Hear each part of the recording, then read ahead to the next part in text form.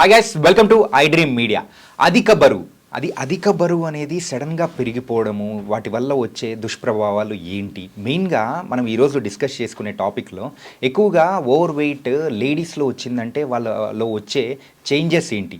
So మరి ఆ over weight వచ్చే ప్రాబ్లమ్స్ని ఎలా తగ్గించుకోవాలి అనే దాని గురించి ఈరోజు మనతో డిస్కస్ చేయడానికి హోమియోపతి నిపుణులు డాక్టర్ చేతన్ రాజ్ గారు మనతో పడినారు. మరి ఆయన అడిగి తెలుసుకున్నాం. Hi sir. Hello sir, welcome to I dream media. Thank you sir. మరి లేడీస్లో ఓవర్ వెయిట్ అనేది కూడా మనం చూస్తూ ఉంటాము.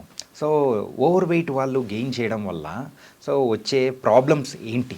ఇప్పుడు చూడండి, మీరు ఇప్పుడే అన్నారు కదా ఫీమేల్స్లో మనకు వెయిట్ గెయిన్ సమస్యలు ఎక్కువ కనిపిస్తున్నాయి అనేసి.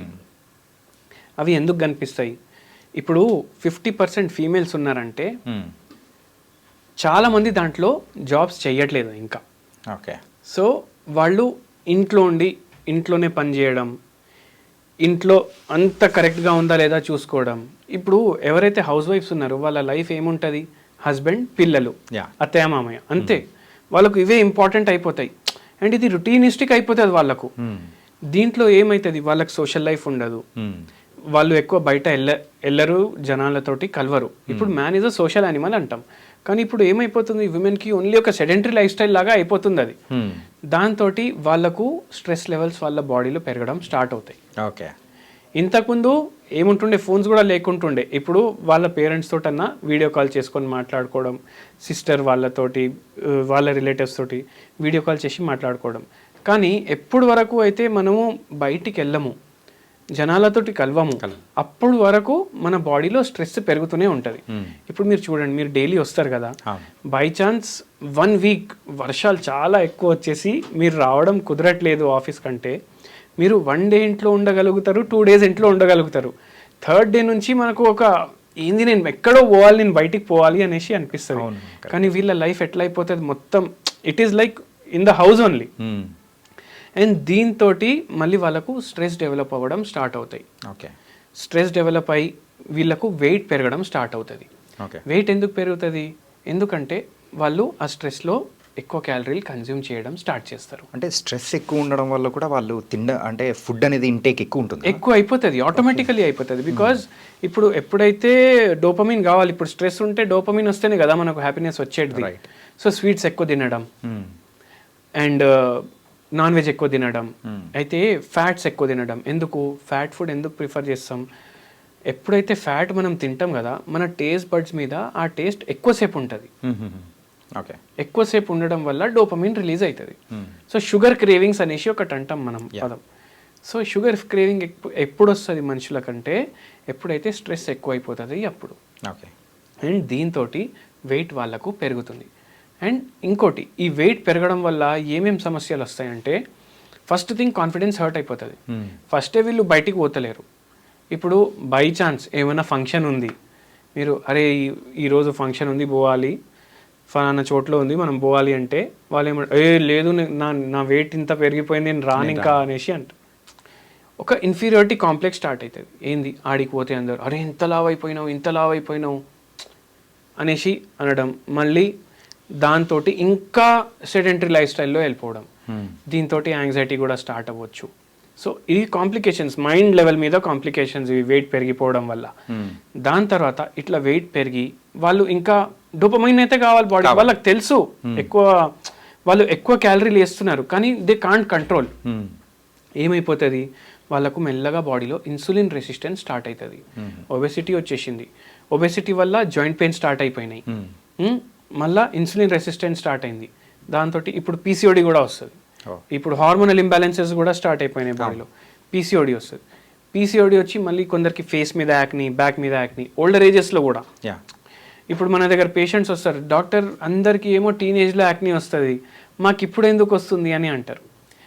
పీసీఓడి వచ్చిన తర్వాత కొందరికేమో థైరాయిడ్ స్టార్ట్ అయిపోతుంది. ఇవన్నీ వెయిట్ వల్ల ఇష్యూసే మళ్ళీ చూసుకుంటే. సో థైరాయిడ్ వచ్చేసింది, పీసీఓడి వచ్చేసింది అంటే మళ్ళీ డయాబెటీస్ కూడా వస్తుంది వాళ్ళకి. దీన్ని ఎక్స్ సిండ్రోమ్ అంటారు. పీసీఓడి వచ్చింది, థైరాయిడ్ వచ్చింది, డయాబెటీస్ వచ్చింది. So that is X syndrome అనమాట. సో ఇట్లా ఒక చైన్ ఇది.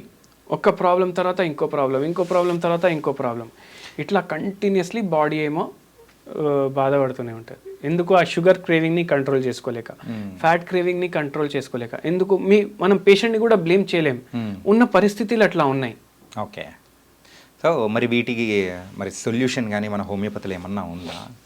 హోమియోపతిలో సొల్యూషన్ ఏముంది అంటే, ఇప్పుడు పీసీఓడి సమస్య వచ్చింది అనుకోండి విమెన్కి, అది పూర్తిగా మనం రివర్స్ చేస్తాము, రివర్స్ చేయొచ్చు. ఓకే. అండ్ దానికోసం ఇండివిజువలైజ్ మనం ట్రీట్మెంట్ ఇస్తాం. ఓకే. వెయిట్ చాలా ఎక్కువ అయిపోయిందంటే ట్రీట్మెంట్ ఇస్తాము. అండ్ థైరాయిడ్ ప్రాబ్లమ్స్, డయాబెటీస్ ప్రాబ్లమ్స్కి కూడా ఇస్తాం. కానీ ఎప్పుడైనా మనకు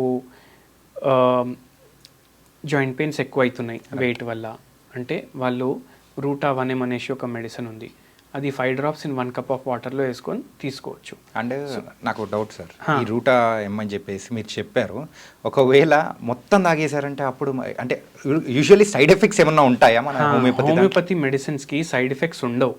సో ఇప్పుడు మనకు ఒకసారి నేను స్టార్టింగ్లో ప్రాక్టీస్ చేసేటప్పుడు అర్లీ మార్నింగ్ 4:30కి ఒక పేషెంట్ ఫోన్ చేసింది.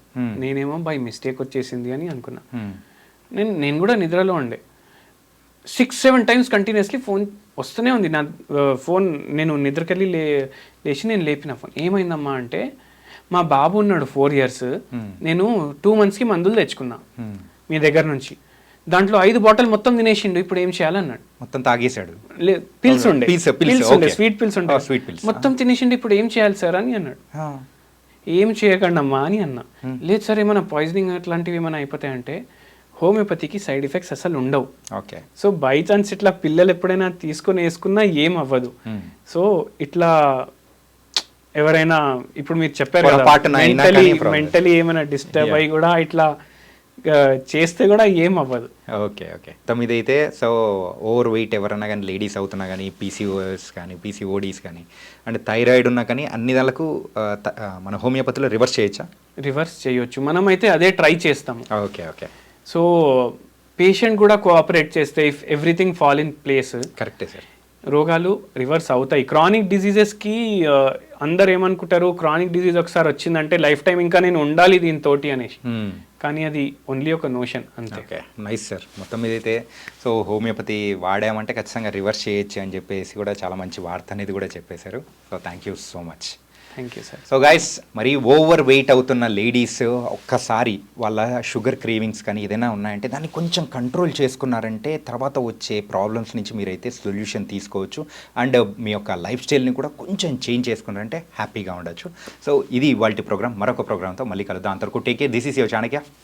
See you.